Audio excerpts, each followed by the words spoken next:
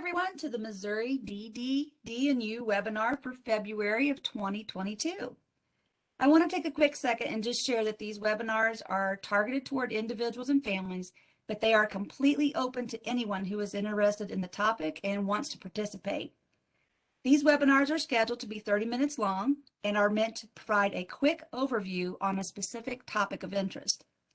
Today's webinar actually falls in line with the Missouri Quality Outcome of Healthy Living, as the information being shared today can help assist folks with living healthier lives and learning how to manage some of their healthcare needs.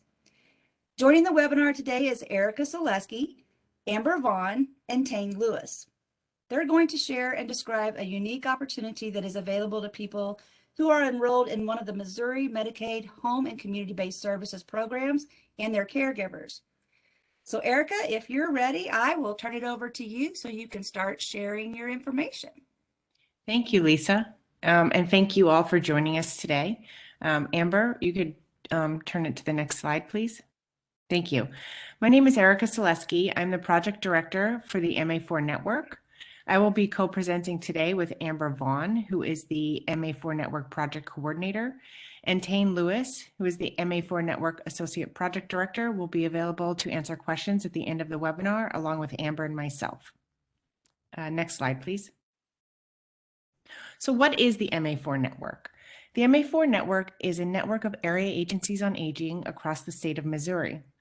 Area agencies on aging are public or nonprofit agencies that serve a defined geographic region in Missouri, so that there is statewide access to AAA resources across the state. And they provide community-based resources and support to help address the needs and concerns of their communities. They provide an array of services, such as community wellness programs, which are going to be the focus of our webinar today, but also access to transportation or food supply. So there's a range of services that they can offer their communities. Together, the area agencies on aging in Missouri through the MA4 Network offer evidence-based programs or community wellness programs that help individuals improve their health and general well-being. The Mid-America Regional Council is an area agency on aging in the Kansas City region, and the Mid-America Regional Council provides central administration and enrollment support to the MA4 Network for these community wellness classes or evidence-based programs. The MA4 Network currently has grant funding through which it can offer free community wellness programs to HCBS program recipients and their caregivers throughout Missouri. The focus of this webinar will be to share with you information about these classes, what are the benefits of these classes, and how you can enroll. So thank you for joining us, and I'll now turn it over to Amber Vaughn to share with you information about these classes. Thanks, Erica. So what are evidence-based programs? Evidence-based programs are health promotion classes, meaning they're classes that are designed to help you improve health and wellness. The classes are offered in the form of small group workshops that typically meet once a week for 6 weeks. The classes are offered in virtual, in-person, or over-the-phone formats. The classes are evidence-based, meaning they are proven through research to have documented health benefits, and they're designed to help teach people tools for improving their overall health and well-being, managing chronic or ongoing health conditions, reducing disease and injury, including falls, and achieving goals for healthy living. These workshops encourage participants to set goals and follow action plans to make sustained improvements in their daily lives. Participants are also taught tools for problem solving and for improving their communication skills, especially with caregivers and medical providers. There's also an emphasis on relationship building and social support in the courses. We utilize small groups and breakout rooms during the workshops to help each other problem solve and support each other throughout the course and even sometimes after. I'm sorry, and of course there's also an emphasis on proper nutrition and exercise habits. So who can take evidence-based programs? Pretty much anyone looking to improve their health and well-being. The courses are designed for adults and caregivers, especially for those at risk or living with a chronic or ongoing health condition, but anyone wanting to take better control of their health would benefit from our programs. And because the MA4 network is comprised of area agencies on aging, we are also able to connect participants with community resources to address other factors that might impact their health and wellness, including assistance with food, transportation, or housing. So anyone needing help in those areas might benefit from these programs as well. Why take an evidence-based program? Well, in addition to improving overall health, studies show participants in these programs also get better at managing their own health and care. Participants typically maintain or even increase their independence and mobility, and they often report having more energy with less fatigue and less pain. People who take these courses see an improvement in their communication with their doctors and caregivers, which is especially important because research tells us that we only retain a fraction of what our doctors tell us. Participants in the workshops also experience reduced hospitalizations and emergency department visits. And another benefit from the courses is an improved mental health, which could be either emotional or cognitive. So here's an example of one of our participants. This is Ben. He came in late the first week of class and confided in the workshop leader that he wasn't sure if he'd come back. He explained that his mother had just passed away and that he was dealing with some related grief and depression, and that although he was seeing a counselor, he was still feeling depressed and stuck. And the leader later learned that Ben had also been contemplating suicide. However, Ben did stick with it and he showed up to every class. Not only did he say he felt better, but he started taking walks with a new friend he met during the workshop and continued with his exercise plan and meeting with his new friend even after the workshop ended. So these workshops are great not only for learning about health and wellness, but also for strengthening your social support system. And here's Pam. Pam actually attended 3 different workshops in a row, but before she started the workshop, she had high blood pressure, diabetes, and kidney disease. She was using a wheelchair due to the severe pain in her legs and a lack of strength. She was also overweight and taking several medications to manage her health issues. She first attended a chronic disease self-management program and became so enthusiastic about learning to manage her own health care that she immediately attended another workshop. By week 6 of the second workshop, she had lost 12 pounds and her blood pressure readings were within normal range. A month later, she started her 3rd workshop in a row and actually walked in, smiling ear to ear and reporting that she had lost another 15 pounds. She was also managing her glucose levels with diet and exercise, so her A1C was down and her doctor had taken her off of insulin injections. So those are just a couple of examples of people who have found success with our programs. Let's now take a look at the programs we offer. The first is Steps to Healthier Living. This is a chronic disease self-management course that teaches skills and tools for living with the challenges that come with ongoing health issues. This course is offered in 5 different forms. There's the original Steps to Healthier Living, but there's also an edition with a focus on diabetes. There's an edition focused on chronic pain, as well as a workplace edition for those looking to balance their work and home life. And there's also an edition of the course offered in Spanish for anyone more comfortable communicating in that language. Another program we offer is Building Better Caregivers.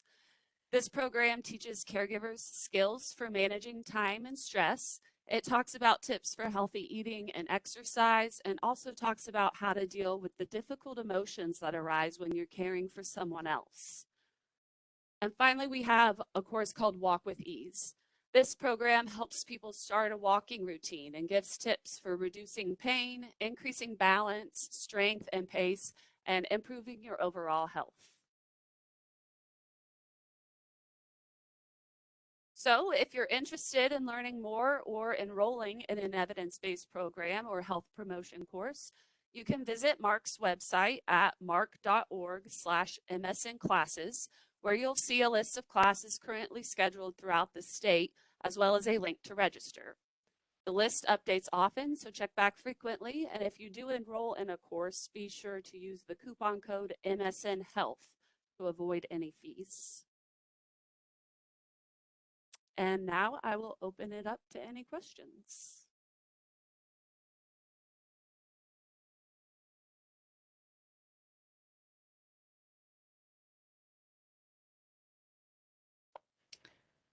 Well, hey, this is Lisa. I do have a couple of questions of my own as you were going through this. I know that we mentioned that the program is available to folks who are in one of the HCBS waiver programs, correct? Yes, Yes, ma'am. that's correct. And so that with the division of DD, we have the 4 waivers. So that anybody listening on the webinar, I just want to make sure that you understand it's the comprehensive waiver, the community support waiver, the MoKids waiver, and our Partnership for Hope waiver. If you're participating in one of those waivers, you're eligible to participate in these free classes. So I think another question I had too was, if someone enrolls, are they required to attend all of 6 of the classes? Yes, we would encourage attendance in all 6 for maximum benefit of the course, but a true sort of we count completion at 4 of the 6 classes, but for maximum benefit, all 6 is encouraged. Okay. And then do participants get materials in advance to prepare for the classes, or do they just sign on and join in, and the facilitator who's leading the classes just kind of takes it from there? How does that look? Tane, I'll send that question to you.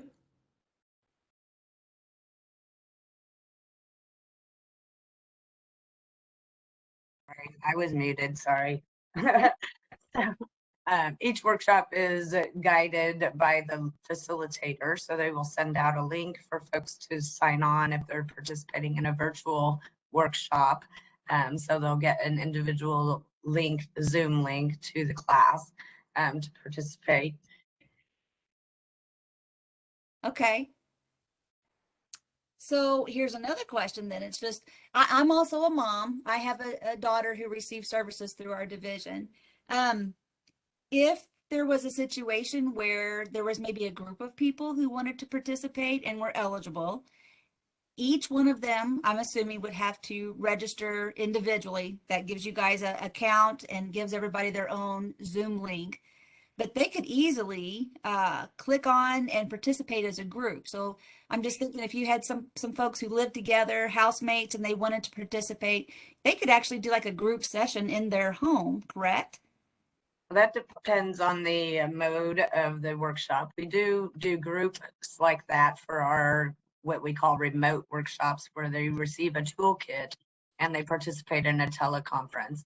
But our licensing agency really wants everybody to individually log into the virtual programs for the chronic disease self-management education, because we need to be able to monitor them for safety. Okay. So if somebody were to fall or have an emergency situation occur, we want to be able to see their individual cameras so we can assist. Gotcha. And there's the other issue, and this is harder to understand, but you would understand if you're in the workshop, is we do breakout rooms where we do what we call pair and share.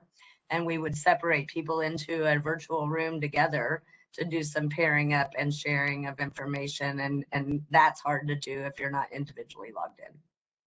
Okay. So kind of like with Ben's situation that you described earlier, I mean, he not only got into the classes, but he made a true connection, and maybe through one of those breakout rooms that you guys are describing, made a connection there and has continued that, which is an awesome added bonus to the classes.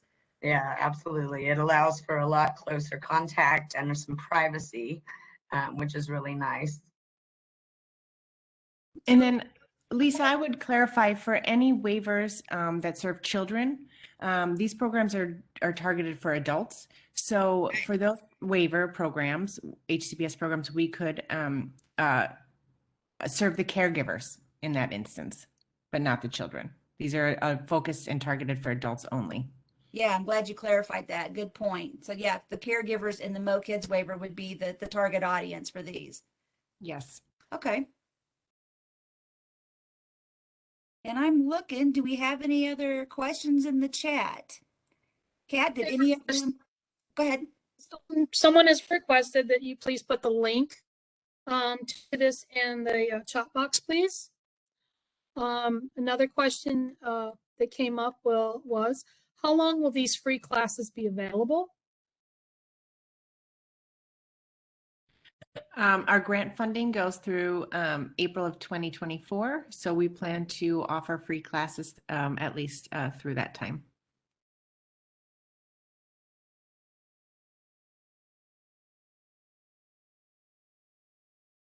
And Erica, I think in our conversation earlier, you mentioned that all the folks that do these classes and lead them, they're trained facilitators in this area, right? They're just not like logging in to somebody who's following a curriculum. They've been trained and are well prepared for Absolutely. this. Yes. Yes, absolutely. They go through a comprehensive training designed by the licensing entity who designed the program, and we monitor ongoing performance of our trained facilitators as well to ensure quality programming and that our participants are getting the most out of the classes and following the guidelines through which the classes must be delivered. And I would also mention that there's a kind of a rolling set of classes throughout the state. We have a variety of classes offered in person. So if there's an interest in attending in person, that would be, there could be opportunities in your region for in person. We offer virtual, so anyone can participate with other groups across the state, as well as telephone options. In that we have new classes being scheduled all the time. So these 6 weeks periods are sort of new 6-week periods are starting all the time. So it's not like we have one class a month and you must enroll. Just keep your eye on the schedule, and there's always new classes coming online.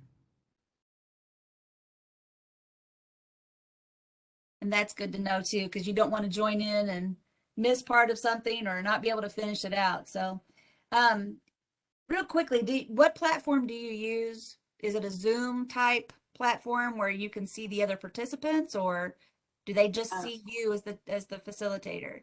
Yes, we use Zoom, and it is required that all participants and facilitators use their cameras so that we can all see each other and communicate and work together as a group. And right now, you said you had in-person classes in certain parts of the state? Certain parts of the state, yep. And so they would find that out when they go to sign up and register for the classes. They would tell them where they were available. So if somebody is interested and joins in and clicks on the link, they might see that, hey, I want to go to, I think you mentioned maybe some of the community event centers that are in their area. They might just go there instead of doing it online.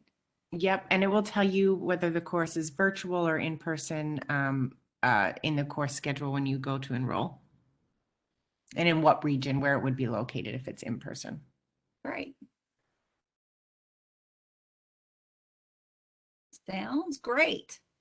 I'm anxious. I will be clicking on the link and checking this out for myself and seeing what's out there. And I will share that as a family who receives services through the division, we did get a copy of the flyer in our email.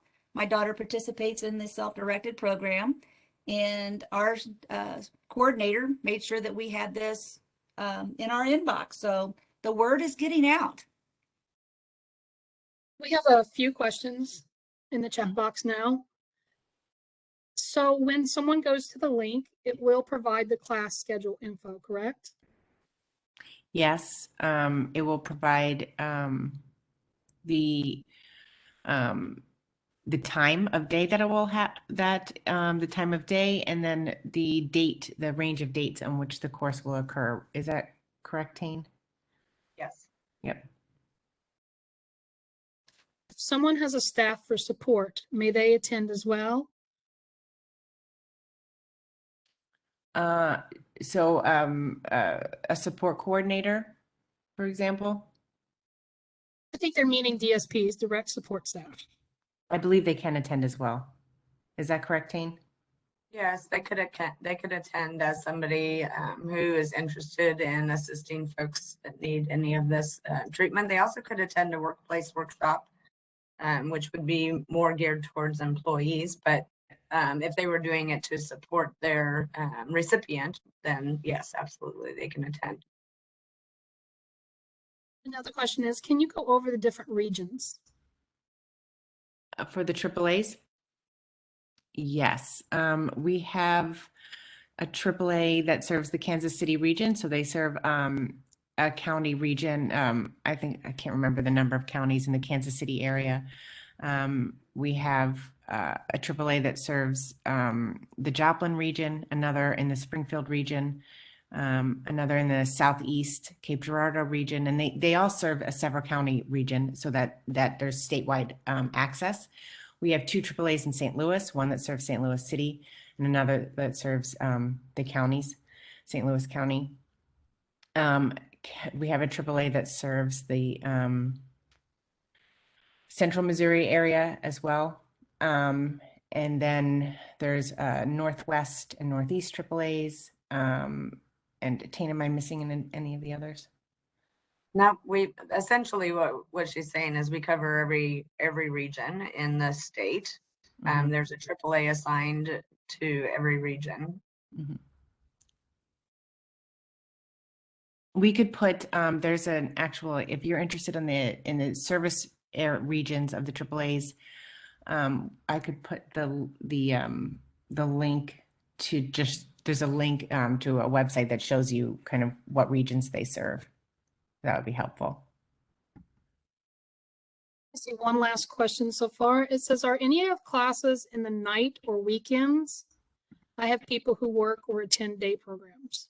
Yeah, we do have some of our facilitators who are willing to do that. If we get enough interest to fill a class, we are able to schedule those.